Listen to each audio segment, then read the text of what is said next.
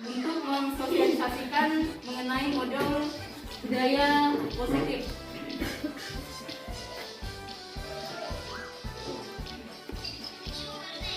Sebelum masuk di budaya positif yang akan kita terapkan di sekolah, kita lihat dulu mengenai perubahan paradigma.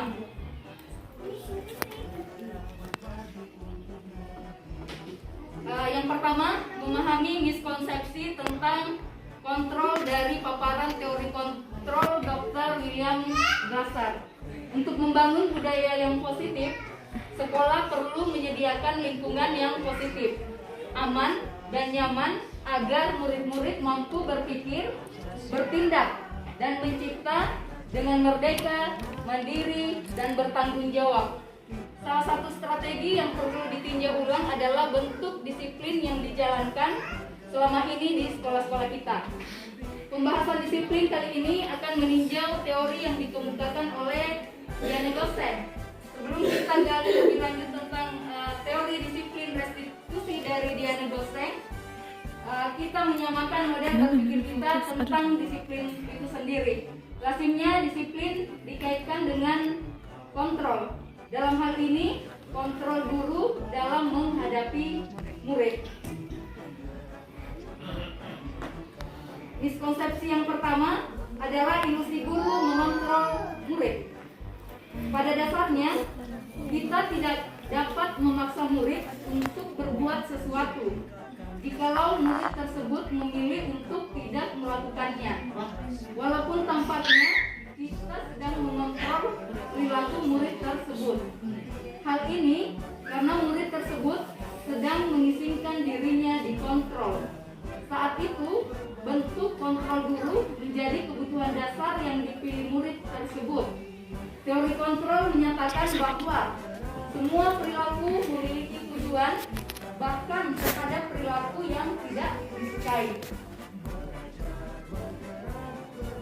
Miskonsepsi yang kedua adalah ilusi bahwa semua penguatan positif, efektif, dan bermanfaat. Penguatan positif atau bujukan adalah bentuk-bentuk kontrol.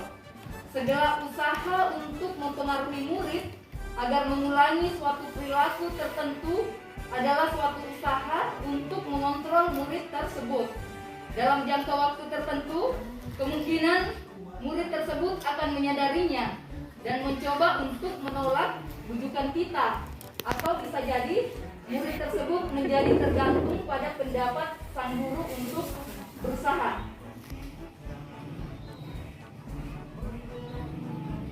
Miskonsepsi yang ketiga adalah ilusi bahwa kritik dan membuat orang bersalah dapat menguatkan karakter.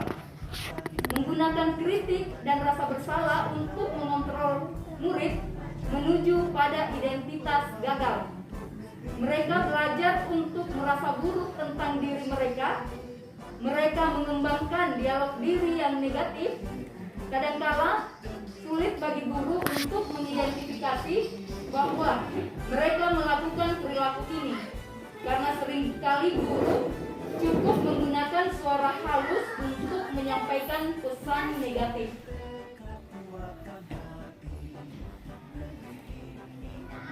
Miskonsepsi yang selanjutnya adalah ilusi bahwa orang dewasa memiliki hak untuk memaksa. Banyak orang dewasa yang percaya bahwa mereka memiliki tanggung jawab untuk membuat murid-murid berbuat hal-hal tertentu. Apapun yang dilakukan dapat diterima selama ada sebuah kemajuan berdasarkan sebuah pengukuran kinerja. Pada saat itu pula, orang dewasa akan menyadari bahwa perilaku memaksa tidak akan efektif untuk jangka waktu panjang dan untuk sebuah hubungan permusuhan yang terbentuk.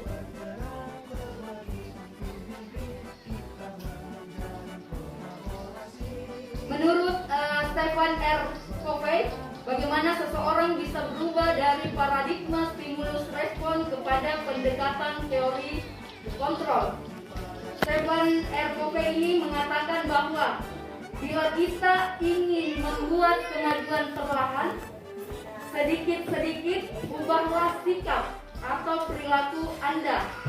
Namun, bila kita ingin memperbaiki cara utama kita, maka kita perlu mengubah kerangka acuan kita. Ubahlah bagaimana Anda melihat dunia, bagaimana Anda berpikir tentang manusia. Ubahlah paradigma Anda, skema pemahaman dan penjelasan aspek-aspek tertentu tentang realitas. Stimulus respon lawan teori kontrol mengenai pandangan tentang dunia dari ROV tadi. Ini stimulus respon tentang dunia itu realitas kebutuhan kita sama, diubah menjadi teori kontrol tentang dunia, realitas kebutuhan kita berbeda. Yang kedua, untuk respon stimulus, semua orang melihat hal yang sama. Teori kontrol, setiap orang memiliki gambaran yang berbeda. Yang ketiga, untuk stimulus respon, kita mencoba mengubah orang agar berpandangan sama dengan kita. Teori kontrolnya, kita berusaha memahami pandangan orang lain tentang dunia. Stimulus yang keempat, perilaku buruk dilihat sebagai suatu kesalahan. Teori kontrol, semua perilaku memiliki tujuan. Untuk selanjutnya, stimulus respon selanjutnya, orang lain bisa mengontrol saya. Teori kontrol, hanya Anda yang bisa mengontrol diri Anda. Selanjutnya, untuk stimulus respon, saya bisa mengontrol orang lain. Untuk teori kontrol, Anda tidak bisa mengontrol orang lain. Untuk stimulus respon selanjutnya, pemaksaan ada pada saat rujukan gagal. Untuk teori kontrol, kolaborasi dan konsensus menciptakan pilihan-pilihan baru. Terus untuk stimulus respon yang terakhir, model berpikir menang kalah. Untuk teori kontrol, model berpikir menang-menang. Jadi semoga untuk kedepannya kita bisa menerapkan ini dari stimulus respon berubah ke stimulus teori kontrol. Selanjutnya mengenai konsep disiplin positif dan motivasi. Makna kata disiplin, ketika mendengar kata disiplin, kira-kira apa yang terbayang di benaknya kita? Apa yang terlintas di pikirannya kita? Kebanyakan orang akan menghubungkan kata disiplin dengan tata tertib, teratur, dan kepatuhan pada peraturan. Kata disiplin juga sering dihubungkan dengan hukuman. Padahal itu sesungguhnya berbeda. Karena belajar tentang disiplin positif tidak harus dengan memberi hukuman. Justru itu adalah salah satu alternatif terakhir dan kalau perlu tidak digunakan sama sekali.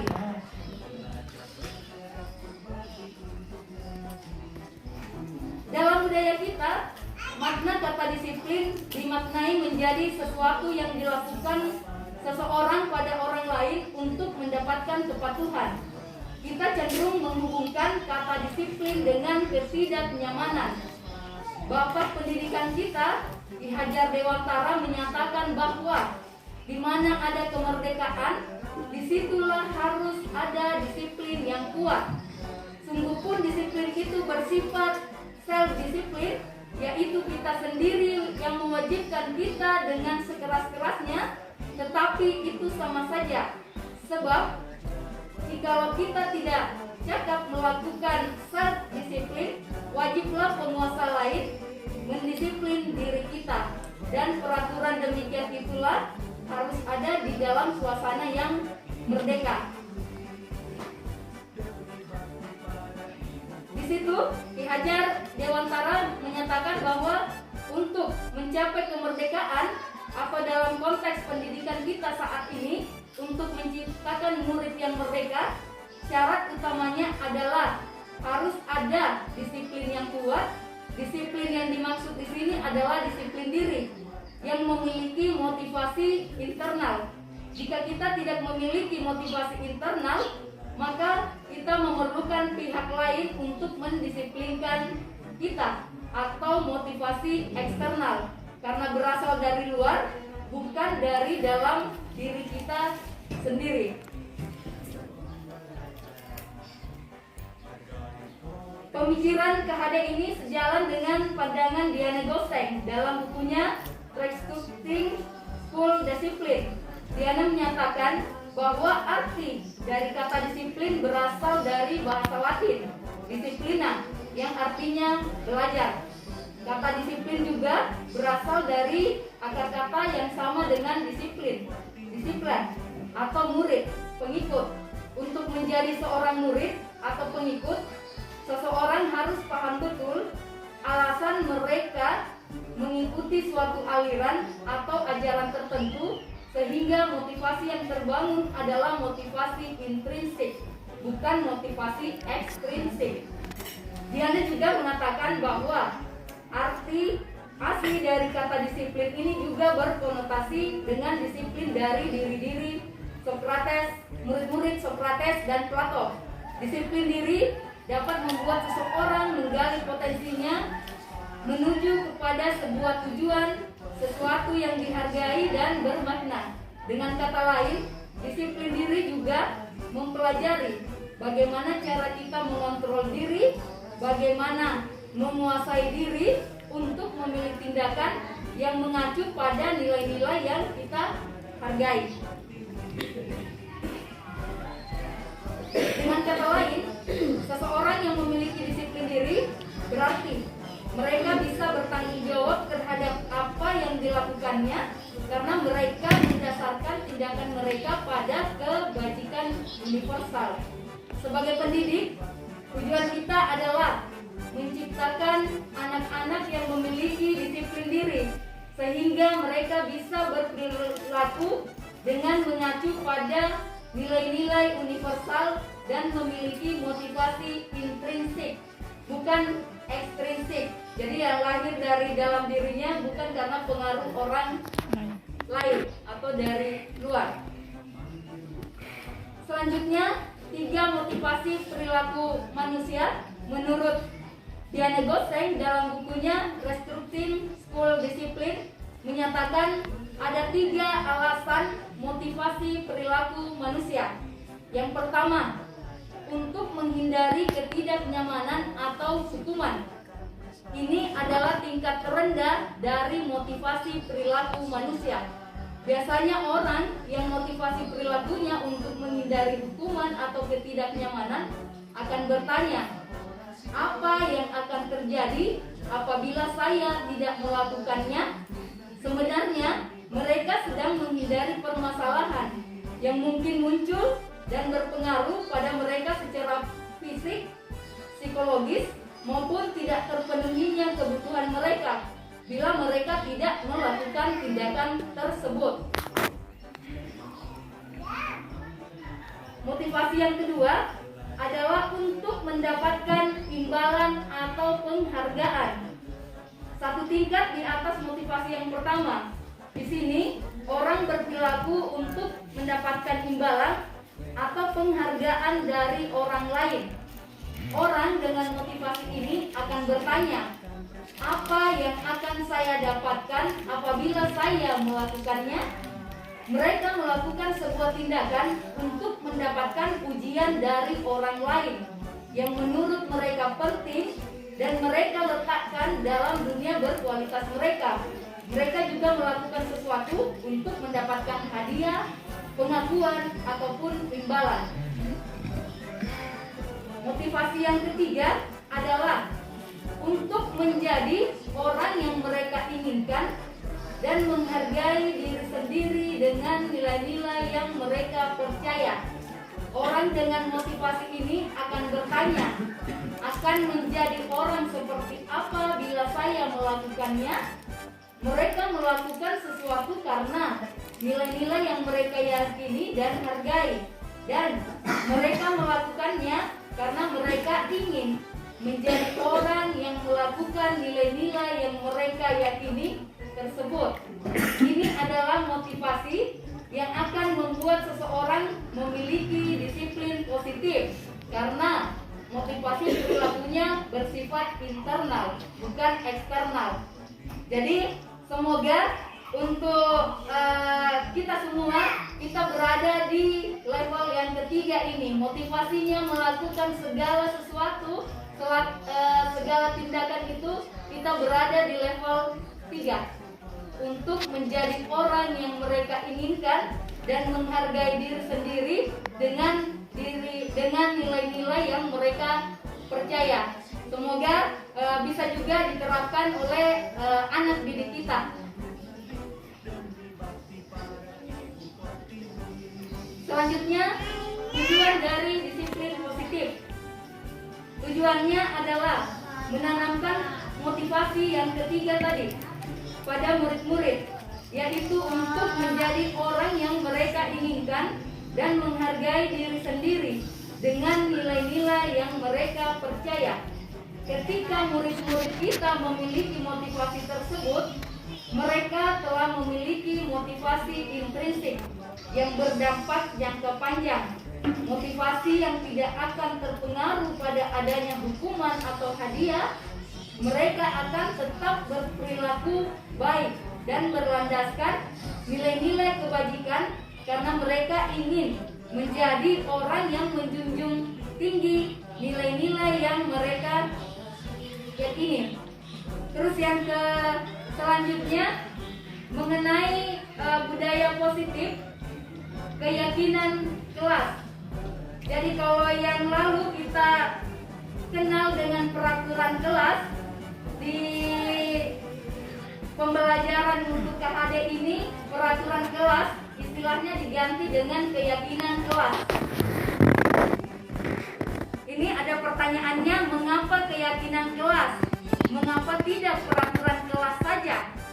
Pertanyaan berikutnya adalah, mengapa kita memilih peraturan tentang penggunaan helm pada saat mengendarai kendaraan roda 2 atau bermotor? Kemungkinan jawabannya adalah untuk keselamatan. Pertanyaan berikutnya, mengapa kita memiliki peraturan tentang penggunaan masker dan cuci tangan setiap saat? Mungkin jawabannya untuk kesehatan atau keselamatan. Nilai-nilai keselamatan dan kesehatan inilah yang kita sebut sebagai keyakinan, yaitu nilai-nilai kebajikan atau prinsip-prinsip universal yang disepakati bersama secara universal terlepas dari latar belakang suku, negara, bahasa maupun agama. Menurut dosen, suatu keyakinan akan memotivasi seseorang dari dalam atau memotivasi secara intrinsik. Seseorang akan lebih tergerak dan bersemangat untuk menjalankan keyakinannya daripada hanya sekedar mengikuti serangkaian peraturan. Murid-murid pun demikian. Mereka perlu mendengarkan dan mendalami tentang suatu keyakinan daripada hanya mendengarkan peraturan-peraturan yang mengatur mereka harus berlaku begini atau begitu. Pembentukan keyakinan kelas, tahapannya, yang pertama itu keyakinan kelas bersifat lebih abstrak daripada peraturan yang lebih rinci dan konkret. Yang kedua, keyakinan kelas berupa pernyataan-pernyataan universal. Yang ketiga, pernyataan keyakinan kelas senantiasa dibentuk dalam bentuk positif. Yang keempat, keyakinan kelas hendaknya tidak terlalu banyak sehingga mudah diingat dan dipahami oleh semua warga kelas. Yang kelima, keyakinan kelas sebaiknya sesuatu yang dapat diterapkan di lingkungan tersebut. Semua warga kelas hendaknya ikut berkontribusi dalam pembuatan keyakinan kelas lewat kegiatan curah pendapat. Terus yang terakhir, bersedia meninjau kembali keyakinan kelas dari waktu ke waktu.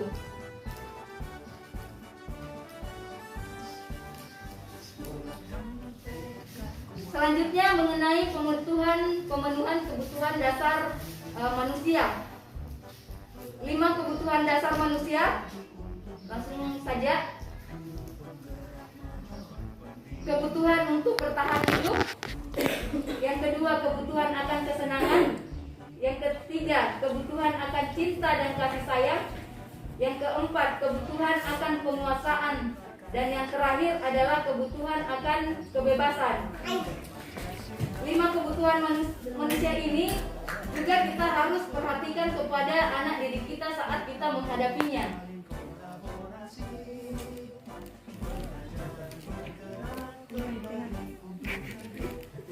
Penjelasan untuk kebutuhan yang pertama, kebutuhan untuk bertahan hidup. Kebutuhan untuk bertahan hidup atau survival adalah kebutuhan yang bersifat fisiologis untuk bertahan hidup. Misalnya kesehatan, rumah, dan makanan. Terus yang kedua, cinta dan kasih sayang atau kebutuhan untuk diterima. Kebutuhan ini dan 3 kebutuhan berikutnya adalah kebutuhan psikologis. Kebutuhan untuk mencintai dan memiliki meliputi kebutuhan akan hubungan dan koneksi sosial, kebutuhan untuk memberi dan menerima kasih sayang, dan kebutuhan untuk merasa menjadi bagian dari suatu kelompok.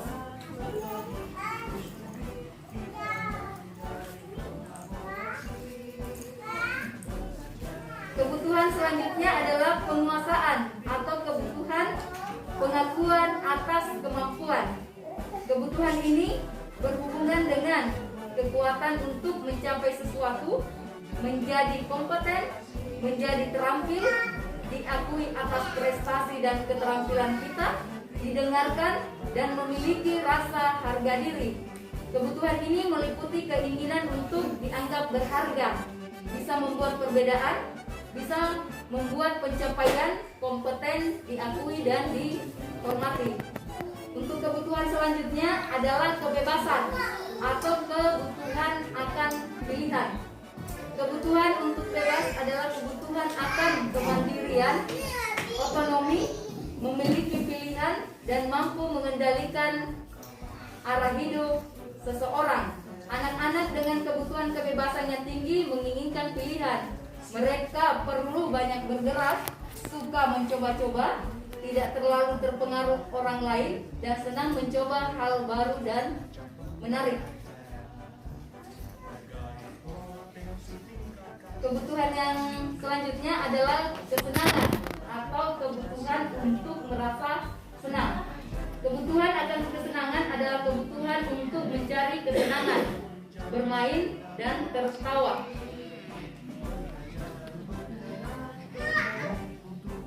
Selanjutnya, 5 posisi kontrol yang harus dimiliki oleh seorang pendidik. Bukan yang harus dimiliki ya, tapi 5 posisi kontrol yang biasanya dimiliki oleh seorang pendidik. Yang pertama, penghukum. Yang kedua, pembuat orang merasa bersalah. Yang ketiga, posisi kontrol sebagai teman. Yang keempat, posisi kontrol sebagai monitor atau pemantau. Dan yang kelima adalah posisi manajer. Kalau dilihat dalam tingkatannya sebentar di penjelasannya, sebaiknya seorang pendidik atau seorang guru itu harus berada di posisi kontrol seorang manajer.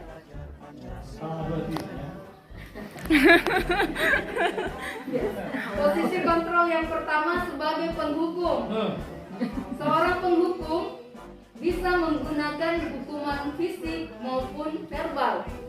Orang-orang yang menjalankan posisi penghukum senantiasa mengatakan bahwa sekolah memerlukan sistem atau alat yang dapat lebih menekan murid lebih dan lagi.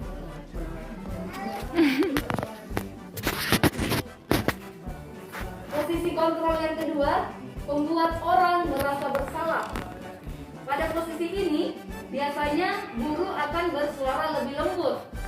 Pembuat orang merasa bersalah akan menggunakan keheningan yang membuat orang lain merasa tidak nyaman, bersalah, atau rendah diri.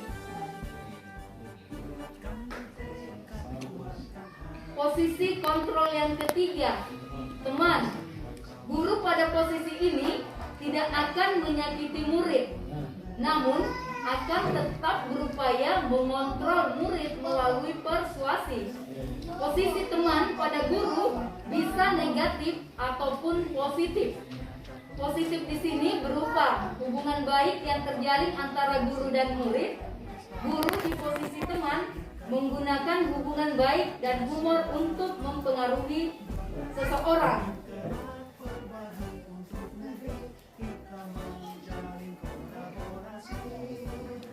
Posisi kontrol yang keempat adalah monitor atau pemantau. Memonitor berarti mengawasi.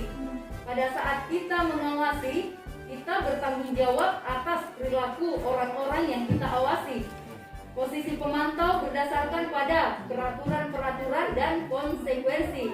Dengan menggunakan sanksi, konsekuensi, kita dapat memisahkan hubungan pribadi kita dengan murid sebagai seseorang yang menjalankan posisi pemantau.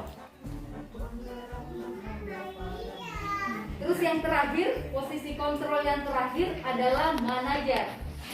Adalah posisi mentor, di mana seorang guru berbuat sesuatu bersama dengan murid, mempersilahkan murid bertanggung jawab, mempertanggungjawabkan perilakunya, mendukung murid agar dapat menemukan solusi atas permasalahannya sendiri. Seorang manajer telah memiliki keterampilan di posisi teman atau pemantau, dan dengan demikian bisa jadi di waktu-waktu tertentu kembali kepada kedua posisi tersebut, teman dan pemantau. Namun bila kita menginginkan murid-murid kita menjadi manusia yang merdeka, mandiri, dan bertanggung jawab, maka kita perlu mengacu kepada restitusi yang dapat menjadikan murid kita sebagai seorang manajer bagi dirinya sendiri. Di manajer, murid diajak untuk menganalisis kebutuhan dirinya maupun kebutuhan orang lain. Di sini penekanan bukan pada kemampuan membuat konsekuensi, namun dapat berkolaborasi dengan murid bagaimana memperbaiki kesalahan yang ada. Jadi 3 posisi yang terakhir itu teman, pemantau, yang terakhir semoga kita bisa berada di level yang ketiga, yang terakhir, manajer. Tapi setidaknya yang teman dengan pemantau.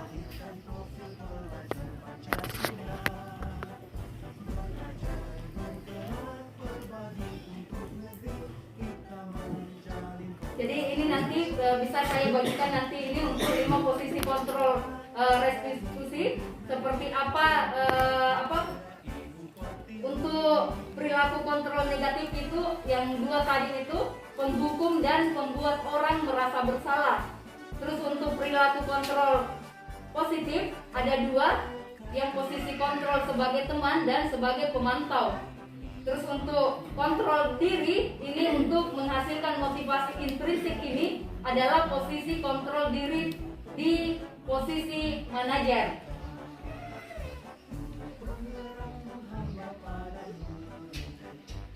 Selanjutnya mengenai segitiga restitusi.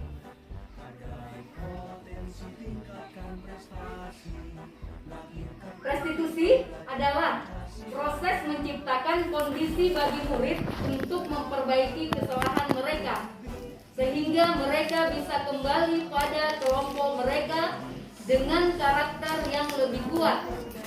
Menurut Gosek, restitusi juga adalah proses kolaboratif yang mengajarkan murid untuk mencari solusi untuk masalah dan membantu murid berpikir tentang orang seperti apa yang mereka inginkan dan bagaimana mereka harus memperlakukan orang lain. baik. Menurut Charles Gossen. Restitusi membantu murid menjadi lebih memiliki tujuan, disiplin positif, dan memulihkan dirinya setelah berbuat salah. Penekanannya bukanlah pada bagaimana berperilaku untuk menyenangkan orang lain atau untuk menghindari ketidaknyamanan, namun tujuannya adalah menjadi orang yang menghargai nilai-nilai kebajikan yang mereka percayai. Sebelumnya kita telah belajar tentang teori kontrol yang tadi itu, yang 5 teori kontrol, bahwa pada dasarnya kita memiliki motivasi intrinsik atau motivasi yang berasal dari dalam diri kita.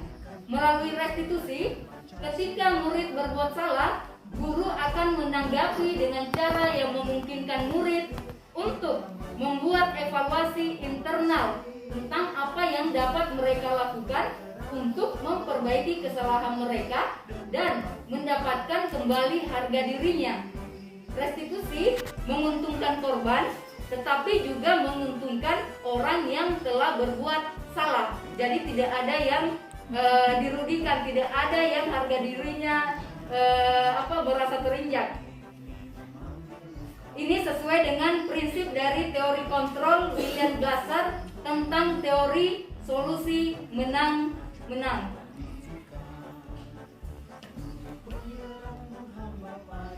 Ciri-ciri restitusi yang membedakannya dengan program disiplin lainnya.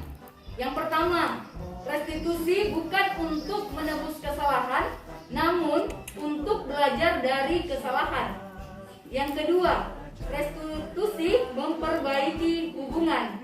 Yang ketiga, restitusi adalah tawaran, bukan paksaan. Yang keempat, restitusi menuntun untuk melihat ke dalam diri. Yang kelima, restitusi mencari kebutuhan dasar yang mendasari tindakan. Yang keenam, restitusi diri adalah cara yang paling baik. Yang ketujuh, restitusi fokus pada karakter bukan pada tindakan. Yang kedelapan, restitusi menguatkan. Yang kesembilan, restitusi fokus pada solusi. Yang ke-10, restitusi mengembalikan murid yang berbuat salah pada kelompoknya.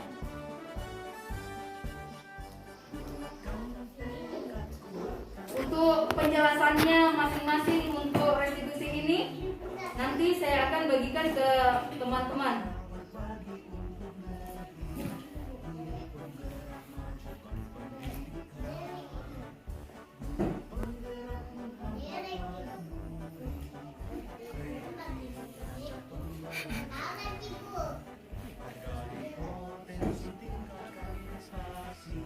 Ya, ini salah satu dari restitusi tadi. Restitusi diri adalah cara yang paling baik. Jadi 3 tahap evaluasi diri yang harus dilakukan oleh seseorang itu. Jadi bukan mengkritik orang lain, tetapi mengevaluasi dirinya sendiri. Contohnya ini ada beberapa. Saya tidak suka cara saya berbicara padamu. Yang kedua, kesalahan yang saya lakukan adalah saya sebenarnya punya informasi yang kamu butuhkan. Saya lelah dan saya bicara terlalu cepat. Saya tidak jelas menyampaikan apa yang saya inginkan. Pemahaman saya berbeda dengan pemahamanmu. Terus yang ketiga, besok lagi saya akan menyampaikan informasi yang saya punya dan kamu butuhkan. Saya akan bicara lebih lambat. Saya akan bicara lebih jelas tentang keinginan saya. Dan saya akan menyampaikan pemahaman saya padamu.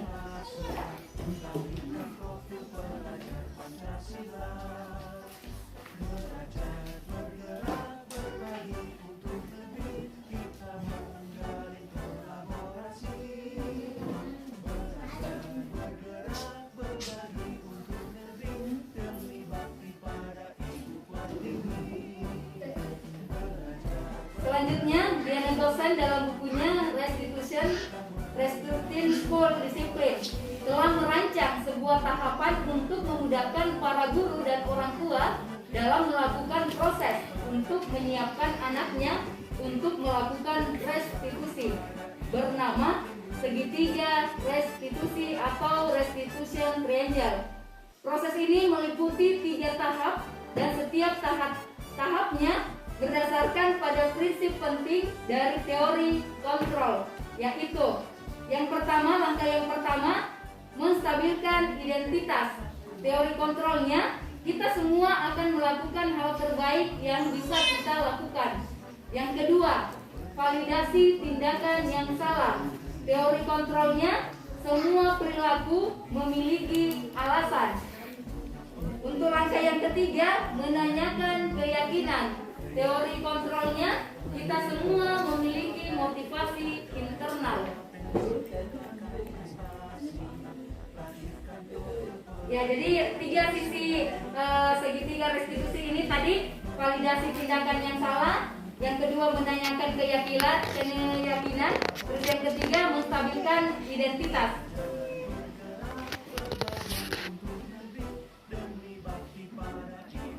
Penjelasannya juga akan saya bagikan ke teman-teman karena waktunya yang singkat untuk kita menjelaskan satu persatu mengenai 3 triangle restitusi ini. Saya perlihatkan saja seperti ini.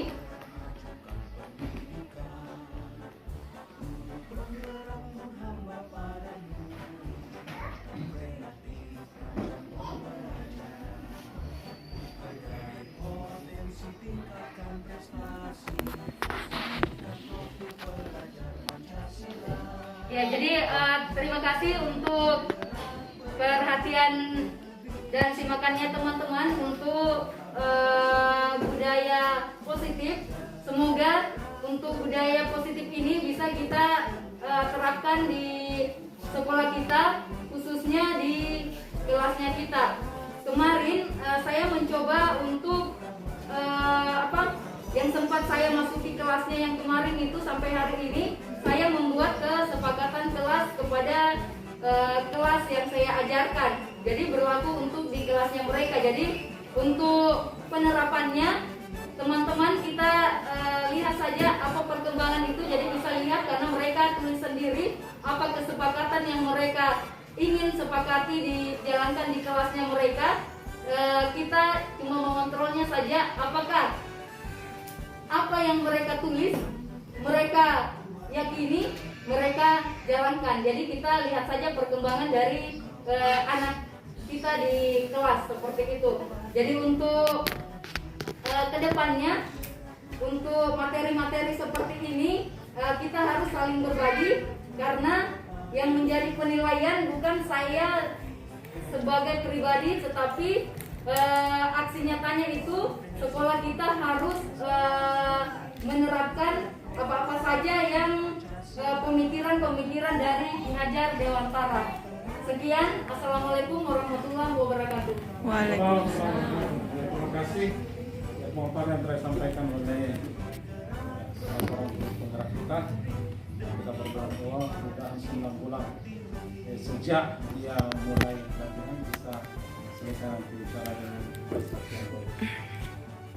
Dan tentunya ini tentu sangat membantu juga dalam pengembangan bagaimana suara kita bisa semakin baik ke depan, sehingga materi-materi ini secara mungkin bisa di-share dan bisa kita baca bersama, sehingga kita bisa nanti memahami apa yang telah disampaikan tadi, terutama bagaimana pemahaman kita tentang disiplin itu dengan posisi kontrol positif dan kontrol negatif itu.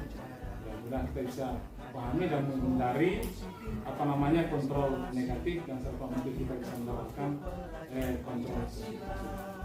Terima kasih, Bu. Kemudian berkaitan dengan pembagian